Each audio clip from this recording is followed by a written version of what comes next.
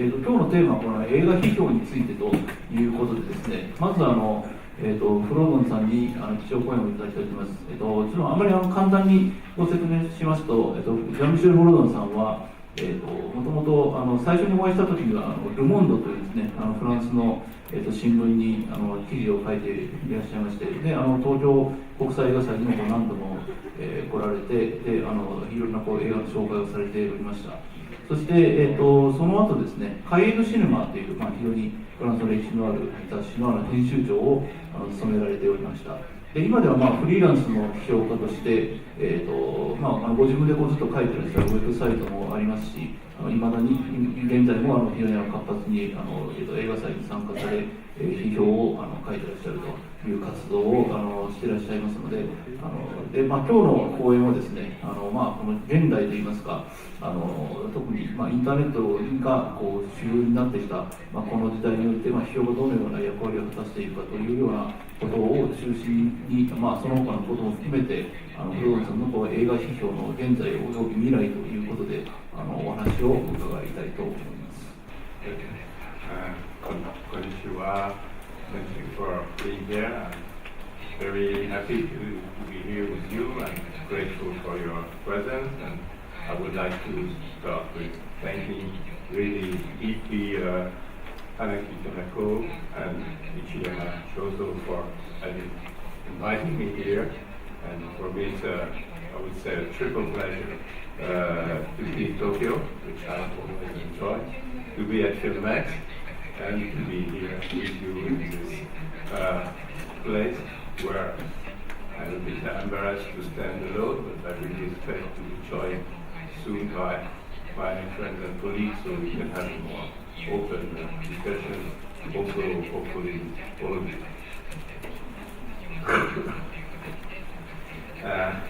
This talk, as I have been asked by Ichiyama-san, is first an attempt to define film criticism, and I will start doing so not according to a positive depiction, but more by elimination of what I regard as wrong,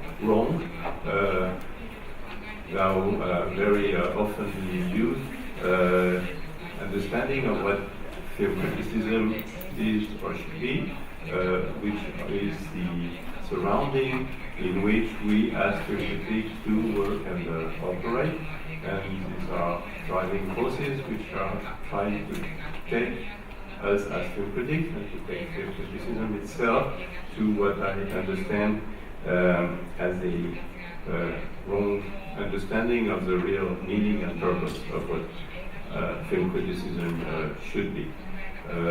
This is happening now in a context which has been deeply modified, as we all know, during the last 15 or 20 years, because broadly said of the digital revolution and all its effects. But in the end, I believe the most important thing has not changed as much as it's often said, and I will try to make it clear why I will say that. First, I would like to say that I am here, I intend to speak about cinema in general, not only about art films or a certain category of cinema, and also about film criticism in general, not only writing for high-level cultural magazines or media in any kind. I am very much convinced that if there is a future for cinema and if there is a future for film criticism, it is by keeping together the idea of cinema in general and not accepting split between supposedly high quality, high level artistic cinema and some vulgar rest of it. And this goes the same to a large extent about film criticism. I am convinced that we as film critics should be ready and willing to try to address both any kind of film and any kind of audiences, meaning also readership. And of course, as I'm sure many of you would have already understood, this refers to the well-known notion of impurity of cinema, which was formulated by André Bazin a long time ago, and also the impurity which he did not address explicitly, but which he practiced of his own writing.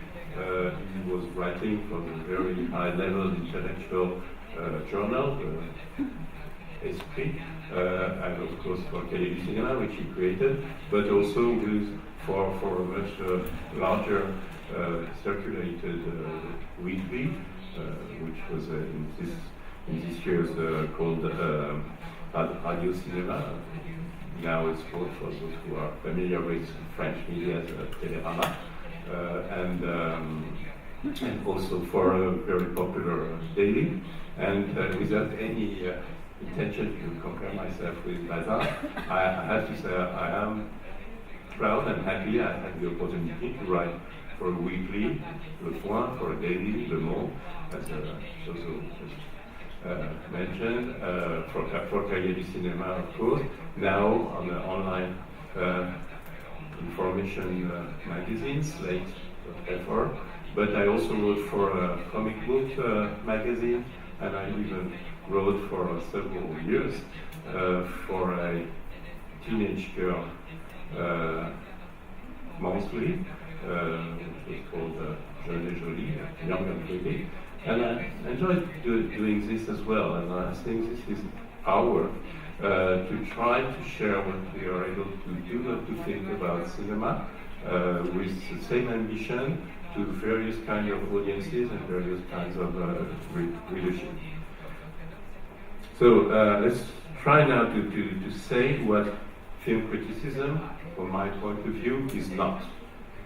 They are often regarded as such. And I see four different misunderstandings that work in the surrounding of film criticism. Each of them can be related with a professional branch, salesmen, entertainment organizers, journalists, and professors. And they are abusive because they try to use film criticism for their own purpose and therefore distorting it from its own purpose. It doesn't mean that what they are trying to do is not legitimate. These people are doing what they are supposed to do. This is their logical trend to do so. The issue is the capacity, and I would to a certain extent say the honor of film critique to resist these demands, which are legitimate demands by various kinds of people who have other purpose than film criticism. The first one, the most important, the most heavy one, is that film criticism is widely seen as a auxiliary advertising device. This is was the case with producers, with distributors, with advertising and publicists, with cinema operators, who expect film critics to help them advertising the products they are trying to promote and to sell. And again, this is legitimate, and we should be happy if whenever we like a film, because liking films is part of the film criticism. I mean, the affective relation towards film is part of the film criticism. We're happy if by some way we help them to have success. We want them to have success. But this is not why we're here. This is not the purpose of our work. And it is also the wish, if you care for cinema in general, that cinema is successful, that there is money, so more films can be made afterwards. So nothing wrong or vulgar or dirty in this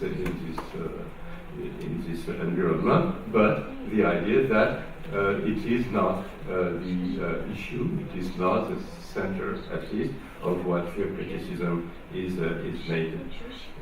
made for.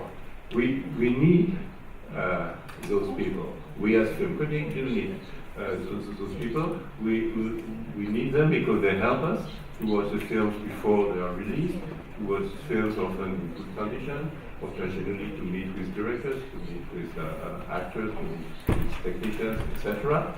Of course, they do it because they have their expectations from our work, and this is fair. But it is our job to resist, to become their ancillary PR persons or this kind of thing. This being said, it is interesting to pay attention to this issue of the economical effect of film criticism, even though, once again, this is not the reason of being for film criticism, because there is one, but it tells something about what film criticism is. There is an economical effect of film criticism on the career of film, but not massively, not the way it is usually understood.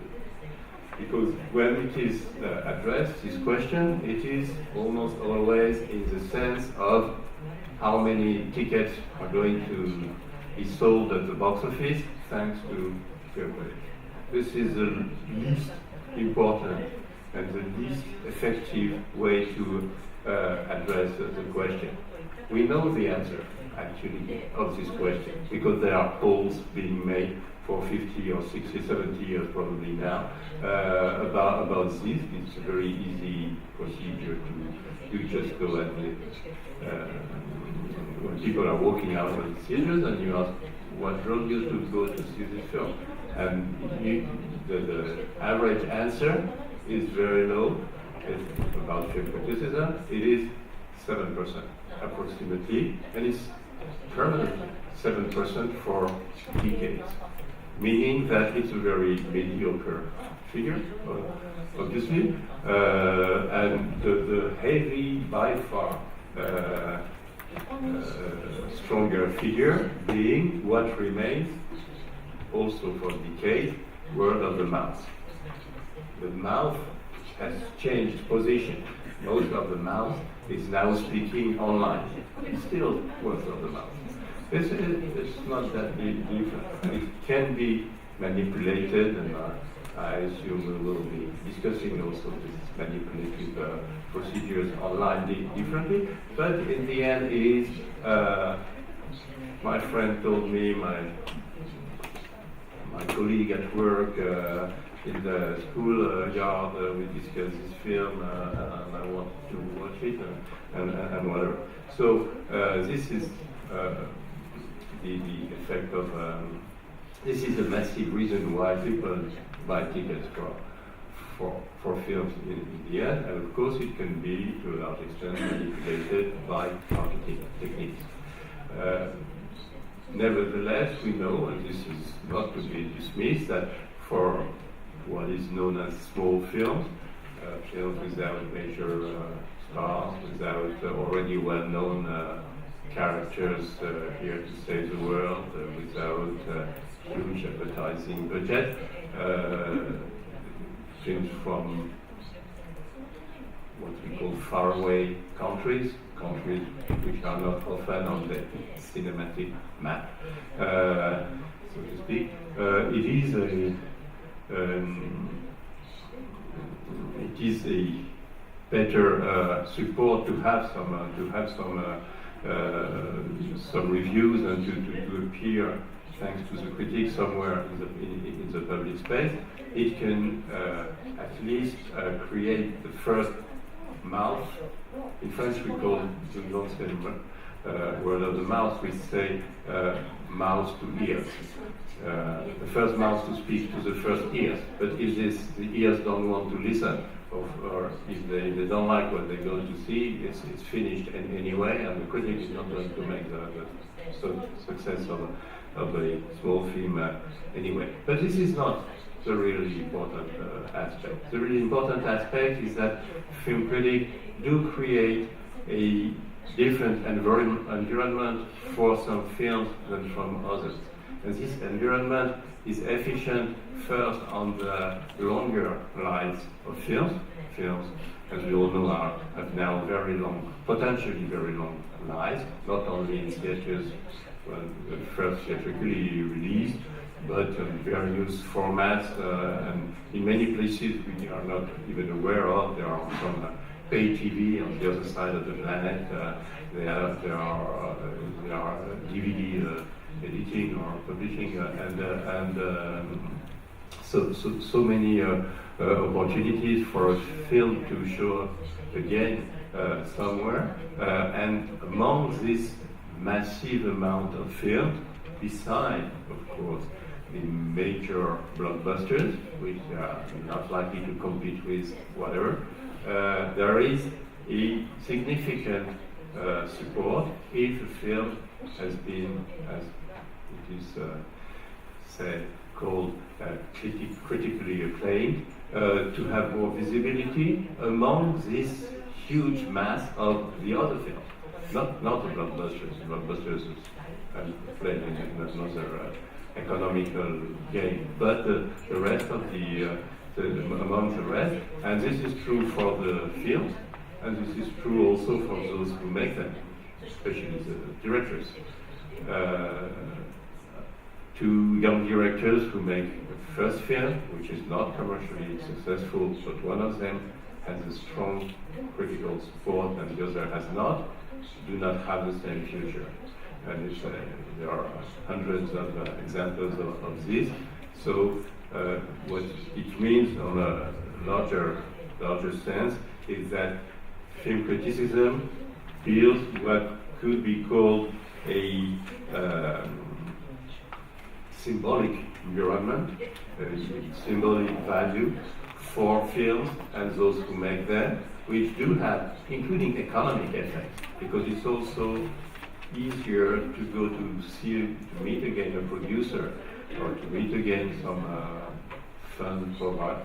funding provider of any kind if thou having not been successful commercially, you have been praised by film criticism than if you have not. And this is making a difference for the continuity of filmmaking by so many young people, and many of our best recognized filmmakers now have been able to continue doing their work till they get recognition, thanks to the fact that they are not being successful with their first attempt. They were able to continue working in this environment.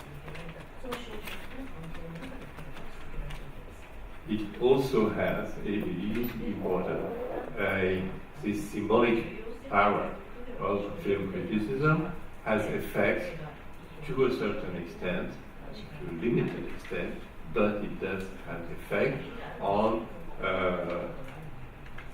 politics, public policies, administrative behaviors, organization of the rules, things that I'm perfectly aware. I'm a totally privileged person in this room, being French, because there is massively stronger support to cinemas thanks to public policies in my country than in most other countries, and especially in Japan.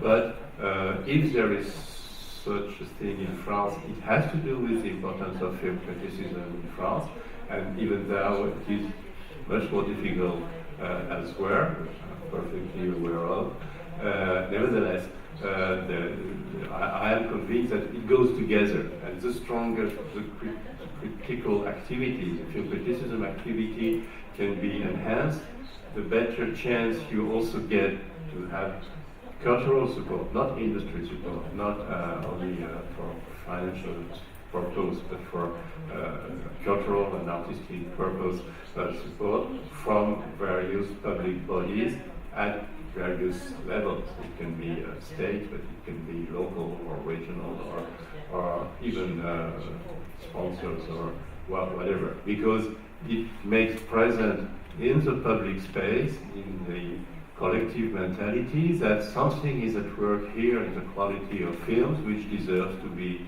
paid attention to and to get some kind of protection or help for the future. So now to go to the second of the four misuse or misunderstanding about film criticism, this would be what I call consumer's guide.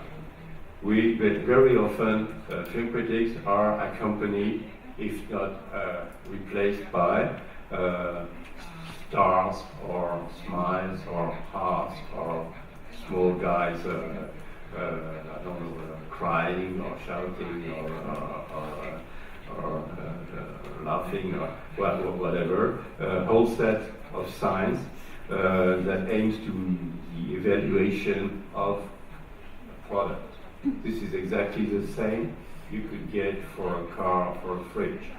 This is telling this product is a valuable product compared to a supposedly pre-established reference, to a supposedly existing definition of what a good film is or is meant to be.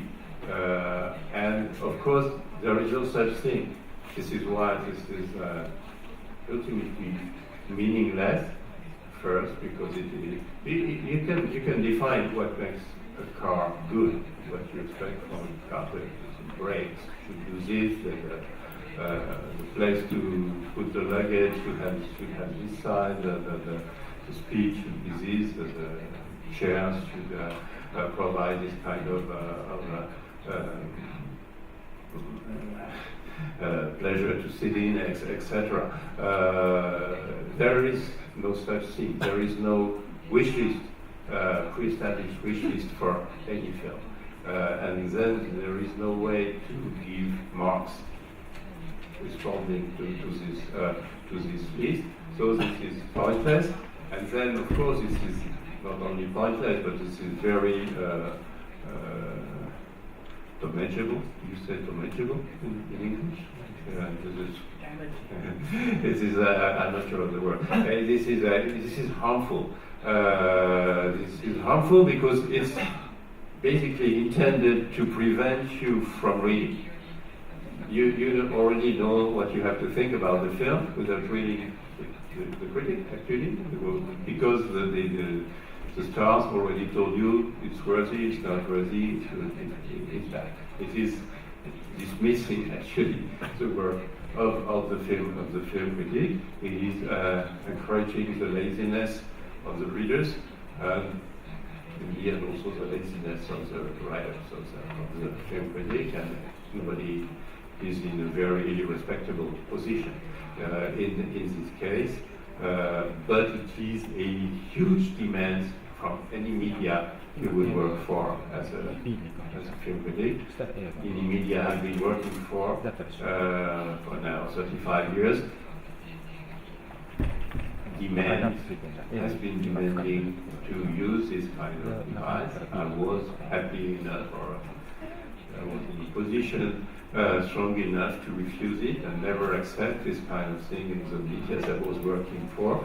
But it is very generally used, and it is a real problem, and it is a difficulty. Third dimension of misuse of film criticism has to do with journalism. At least as a professional film critic, wherever you write in an environment which is mostly populated with journalists. And this is also true in radio or television or online media. Journalists are people who believe that anything should be addressed according to the journalist approach, the journalist way to see and depict reality, and which drives you as a film critic to be constantly asked to talk about anything else but the film itself, to address what the film is about or what the film testifies for in the society as a social phenomenon or whatever, which are interesting issues, and I'm not dismissing them. I'm just saying this is not film criticism, and that you're saying, yes, but this film is a totally awful way of filmmaking, and it is distorting every relation between the characters. I don't care, because it is about the crisis of the youth in our times, or it is about this very important war which is happening in Africa, or it is about a very important historical event. So nevertheless, it's important. You should write about it, and you should support it, because the topic is important. The topic is not important. What is important is the film. Topics are important, and I am not saying they are not. It's another issue. It's not a film critic issue. It's a journalist, or maybe historian or sociologist issue. It's something else. And of course, among those journalists who are working there, this is the case of your editor-in-chief. Usually, your boss is a journalist, in the best case. If he's not, usually he's some financial advisor or something like that. And so he wants a journalistic approach, and there is a strong need to resist this approach, to keep the relation with what film criticism is, and what the specific relation to a cinema. I will positively talk about in a few moments. I'm not avoiding the subject, I'm just trying to build the surrounding. So this is what's happening wherever you work as a film critic in a professional environment. And then the fourth and last on this list would be the academic work. The academic work, and now with the incredible amount of film studies all over the world, there is a massive approach towards film, towards cinema, which is deeply different, from my point of view, from what film criticism is. It has to define its subject, build its distance to it, and to put it a bit as a caricature, first to kill it, and then to dismantle it, to be able to analyze the component and describe them. And what you lose in the process is the film as a living object. You can accumulate a massive amount of knowledge, and this happens, and this is interesting, this makes sense, but in the process, something very special, which was the film critic attitude, relation towards the film, has been lost, and for me it's a very important loss. It's a very sad loss in the process, because what was organic, what was also emotional in the relation between yourself first as a viewer and then as a writer and the film, has to vanish. Actually, there are possibilities to do otherwise inside university. We know some great writer who keeps the spirit of film criticism, even when they work inside the field of university, but it is very rare actually, and we see a massive amount of books being published now by film academics who accumulate a huge amount of knowledge about very, very often very specific, very narrow cinema object, but from my point of view, losing the most important relation one can and should build towards cinema, and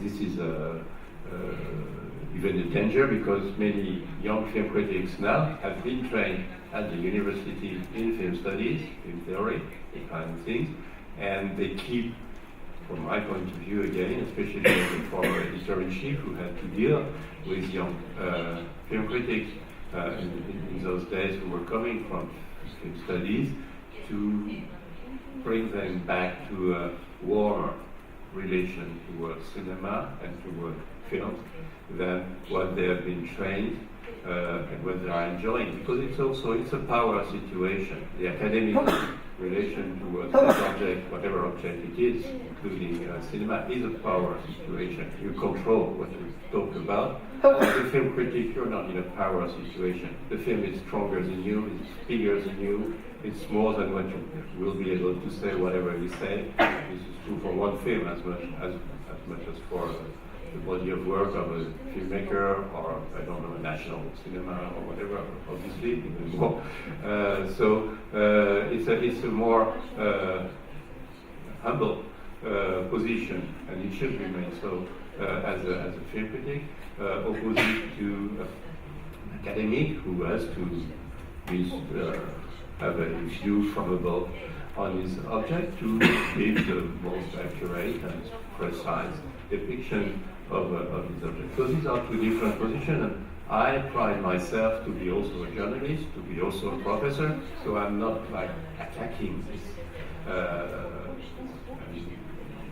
corporation and the people who are doing these works in itself, but I'm trying to point the misunderstandings surrounding film criticism, which are coming from these various areas of practices.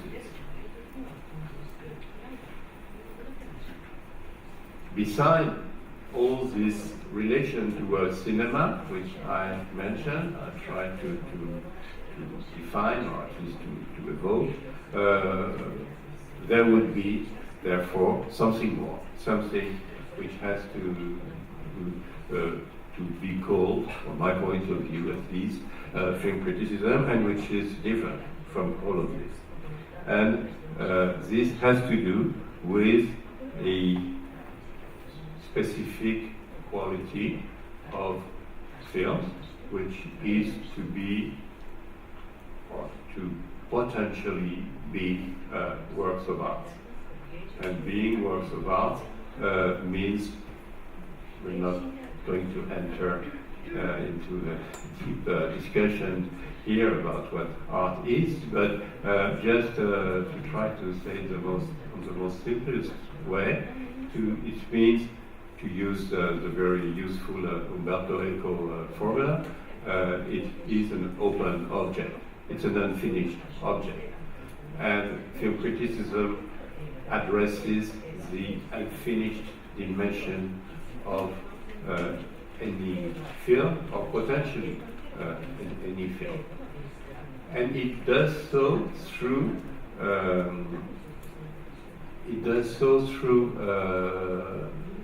using itself an artistic form.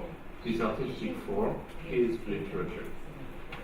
Film criticism is a form of literature. It's a minor one. I would say, I'd love to say this with as much humility as I can. It's not pretentious. It's just to say it's also an unfinished body of writing, which intends to be unfinished and which uses the specific powers of words or sentences to open space for its readership, as real literature does or should do, regarding a primary object, so to speak, which would be the film, which is itself unfinished, which is itself open, being the film. Which is, film criticism is not only a minor form of art, but it's obviously a secondary form of art, because it can exist only if there is a first object, being the film itself. Not all the films are actually works of art. Yes, I'm very much aware of this, because not all the films do fulfill the promise, but the promise is still there. And I consider this is our privilege as film critic to consider each film as a promise of work of art, whatever the film is, wherever it comes from, whatever its production conditions were, or whatever characteristic you may refer to, and to keep it symmetric. Not only film critique is a work of art, yes, also I'm very much aware of this, but it still has this promise, this potentiality, and I would say it's duty to try to follow up in this hope, in this attempt to open. If a film is or can be a work of art, as a new work of art, it means that it has a mystery. Something is, it tells a story, it uses tricks you can identify, it has historical references, narrative references, a lot of objects which can be defined, plus hopefully something more, something which is mysterious, but which is potentially moving you, touching you when you watch it. And this is what makes it a work of art. And writing about it is certainly not to explain the mystery, or to solve the mystery. There is no such thing as solving mysteries. You solve enigmas. You solve problems. We should as soon as often as we can. Mysteries are useful, are valuable, because they are mysteries and should remain mysterious. And the mystery is to be addressed by the writing of the film critic to become even more mysterious, not less, to be but more mysterious, but at the same time, hopefully, if your work is done correctly, to welcome as a mystery the reader, so he would inhabit for himself the mystery of the film more fruitfully for him. And this is also to say that this is not anymore about judging films. Film critics are no judges, at least in the sense of the legal position of a judge. This is ridiculous. Actually, if you think about it, just 1 minute. Why? I mean, why and how? What the hell? Why would we judge films and deliver a judgment? This is not about judgment, except in a very specific and sometimes confusing understanding of the word judgment, which is what was called 200 and a few decades more ago, judgment of taste. But judgment of taste is no legal judgment. It's the building of your own position towards something which is addressing you. And this is what film criticism should try to share. This is what has been, this is the history of not film criticism, but art criticism at large, art at large. Criticism has a birth date, 1759. A great writer, Diderot, wrote about, used his art, literature, to write about another art, painting. He wrote what he called his salon.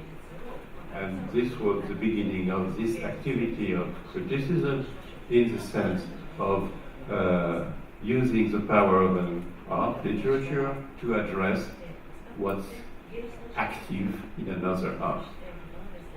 Almost 100 years after, another wonderful writer, Charles Baudelaire, did the same and also called it salon, about painting. Most of us do not write like Diderot and Baudelaire, unfortunately. But this promise, to a large extent, remains the same. The promise remains, what are you able to share with your readers using the device you have in your hands, which is writing, to open an understanding, a relation, an emotion, which comes from another art, being cinema. And this is remaining the same, whatever the conditions are. The conditions, as we know, have changed a lot and are still changing. And the pressures, I only spoke about intellectual pressures, but there are other kinds, as we know, at the beginning of this talk.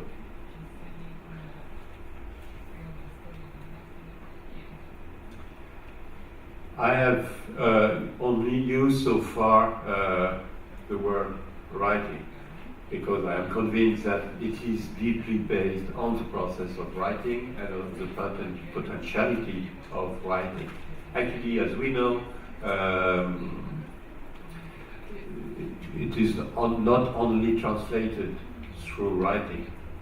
There are sometimes film critics acting on radio, even very rarely on television, but most of it doesn't change much, because what they would say there most of the time comes from it's a normalization of something which has been written, and the writing remains the main tool, the main power, the main resource to elaborate from what you felt and what you're trying to share with your readers of what you felt, and hopefully what you think, but you're thinking coming from what you felt, because ultimately this is what the criticism is. It is a process which goes from your inner feelings to words which translate a certain level of thinking, can be low level or higher level, depends on many factors, but nevertheless it has to do with this process.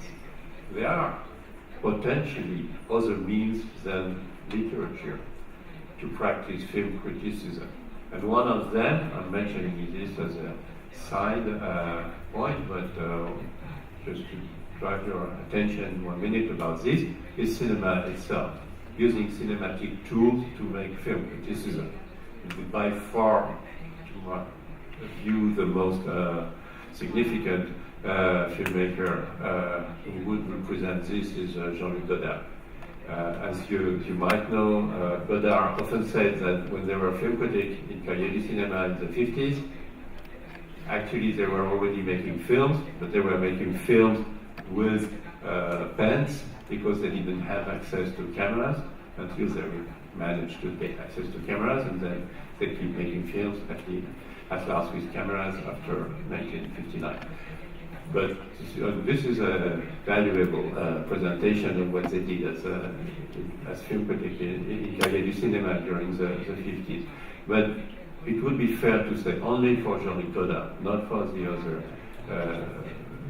new wave young director. Then he remained a film critic when he became a director, and since, and for the last 60 years now, that his use of cinema language is, to a certain extent, also another practice of discussing cinema language itself, filmmaking, his own filmmaking and other filmmaking, and this with the cinematic or audiovisual procedures.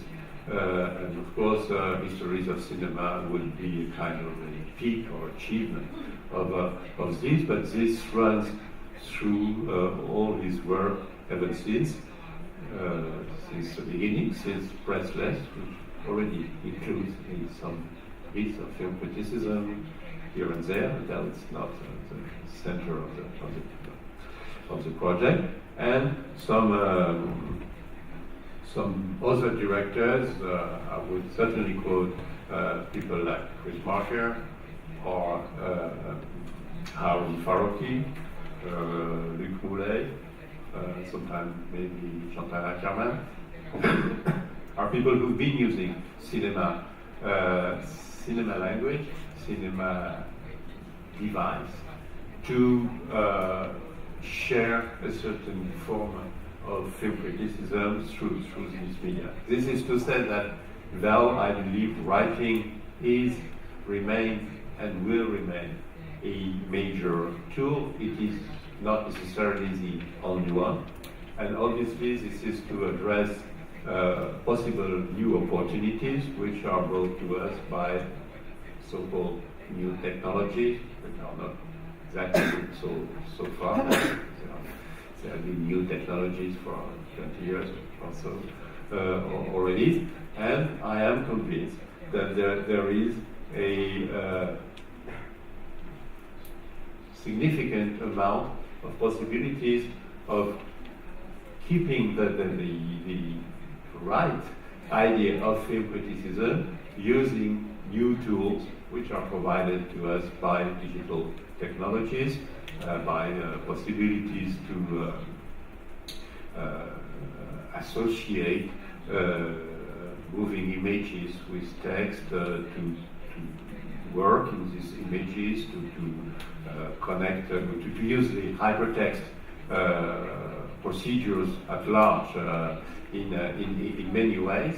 I am very much curious of this, and when I teach about film criticism in Political Science Institute in Paris, I urge my students to do so, because I say I belong to a generation who won't do this, and it's not my, it's beyond my capacities, but you belong to generations who should and would maybe would profitably open new ways and new possibilities to make film, to act as film critic in the sense I've been pleading for, using all these new devices with very fruitful and mind-opening and generous relation, because of course we know better how to be ironic or how to make jokes and how to make all these, for me, pretty lazy and vulgar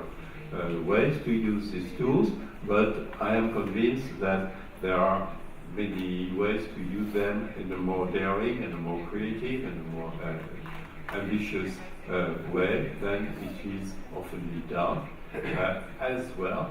And as we can already see, that opposite to what is usually said, widely said, film criticism, real film criticism, is flourishing online now. I've been invited to more than 25 symposiums all over this world about the death of film criticism due to the internet.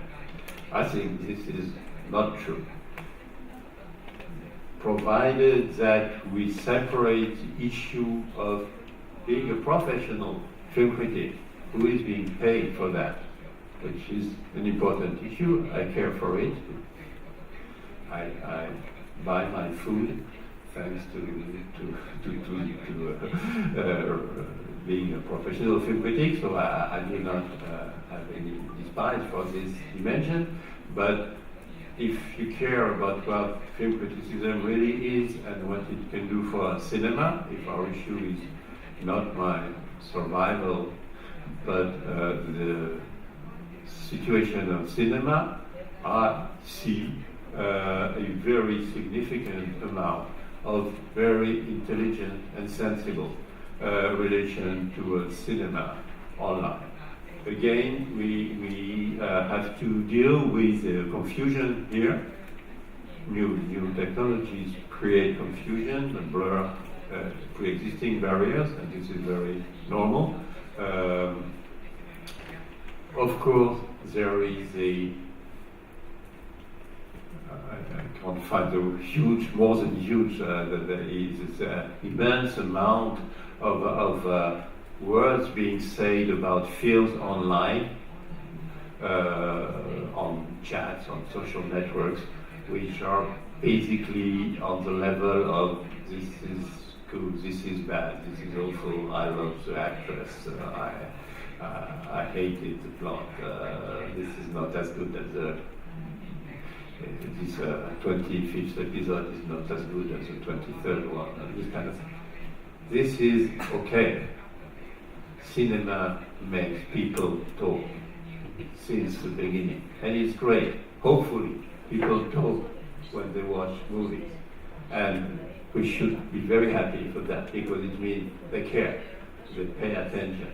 And the previous time, you could talk only to those who were next to you, so you would talk to your girlfriend or your boyfriend or your parents or your colleagues at work. Now you can talk to your friends on Facebook or on some chats or wherever. Hopefully people are doing this. And of course it becomes incredibly massive because it's worldwide. But this is not film criticism at all. Apart from that, there are a fair amount, and I can only talk about French and English language because I cannot really read any other language, of dedicated people who give significant amount of their time, not being paid for it, to think and write and work about film and share with others. They are film critics at the highest sense of the word. Unfortunately, for many of them, they are not being paid for it, but just as a reminder, one of the most important film magazine in France, the historical film magazine, the Positif, nobody was ever paid to write for Positif. So it was not the issue, and it was accepted since the beginning that if you want to be a critic, you have to do something else to earn your living. And maybe it made sense. Anyway, this is to say that there is already a significant practice which totally contradicts the idea that the deepest meaning of what film criticism was about is vanishing in the world of the internet. I believe it is flourishing, actually, and it is also bringing back more strength for even more classical formats of film criticism. There was a very strange, and I would say, even for me who's been incurably optimistic about these topics during the last decade, when it seemed to be necessary to be pessimistic, but people love so much to be pessimistic, and we know this very well with the prediction of the death of cinema, which is the endless joke running through decades. The same now goes from the death of film criticism. Just a few weeks ago, one of the most powerful major company, Hollywood major company, Disney, banned one of the important film critics from its screening, which meant at least that they actually cared for what they were writing. The whole staff of the Los Angeles Times was banned from the screenings of any Disney product. Immediately, all the American film critics said they will never attend anymore any Disney product until their colleagues are brought back inside. And Disney back in less than 1 week, which is acknowledging that there is still a kind of power, a kind of meaning, a kind of significance in this practice of film criticism in a country where we know how much the economical powers are powerful and efficient. Last and ultimate issue I would like to very shortly address is that there is not only possibilities and actually responses in this world of the internet regarding the necessity and the importance of film criticism, but there is even more, and of course it has to do with the new, what has been called the age of access. We, all of us, the world, anybody who is equipped with a computer and an internet connection has access to almost all the existing cinema since beginning until this morning, with some holes in it, with some black spots in it as well. As we know, this is not totally true, but nevertheless, there is an access, a possibility to watch films which absolutely nothing to be compared with ever before. In this offer of film, which is obviously something crazy, something which is absolutely impossible to deal with as a human being, there is a very active and efficient force called market, which is deciding which films are actually to be seen by everyone, which kind of cinema is actually to be seen, watched, and appreciated by everyone. And this is what they are doing. They are doing it very well from their point of view. They're very powerful tools, very heavy financial means, everything. In front of this, there is a group of people, and these people include, obviously, film festivals, to a certain extent, let's call them teachers at large, people who are in the educational field, and film critics are those who are able, and I would say had the duty, to build desire, to build the possibilities to discover, will to discover, and components, elements to appreciate other kinds of films and other kinds of and other ideas of cinema than the one which is so heavily promoted by the market. And in this sense, I don't only think that film criticism has a future, that there are a lot of things to do, but that it has a duty, and this is a very important need, not for cinema, but also in a larger sense, civilization, something like that, to be active and expand in this context. Thank you for listening. Thank you.